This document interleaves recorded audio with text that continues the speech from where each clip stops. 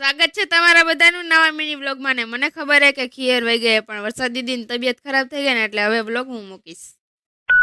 એક બાજુ ધમાભાઈ પતંગ ચગાવતા હતા ને બીજી બાજુ પૂજા દીદી, પણ પૂજા દીદી થી કઈ પતંગ ચગે નહીં. ચકલા કોઈ દી બાદ ન બને યાર. એ ગમે એટલી પાકું પકડાવે તો ચકલા જ કહેવાય યાર. બધાય બહુ આઈફોન વાપરે ને પણ આપણે તો બહુ વીઆઈપી માણા રહ્યા ને તો આઈફોન વાપરીને જવા દીધો, મજા ન આવી કઈ. ઘર ભેગું થાને ભાઈ. પૂજા દીદી પતંગ ચગાવવાનું ઓછું પણ નાના છોકરાઓની ગાણી બહુ કરે છે. कैसे कैसे लोग रहते हैं यार यहाँ पर. પછી તો શું, વરસાદ દીદીએ 10 કરોડના ચશ્મા ઠપકાઈ લીધા ને પૂજા દીદીએ 15 કરોડની ટોપી. પપુડા લેવાનું ભૂલી ગયા હતા ને એટલે અમે આવી ગયા પપુડા લેવા.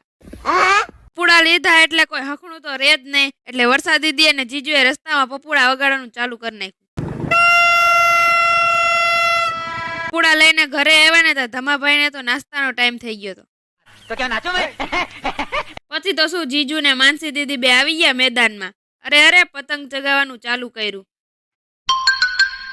હાલો હવે વરસાદ દીદી તમને મળશે પાર્ટ 2 માં. ત્યાં લગી બધાને બાય બાય.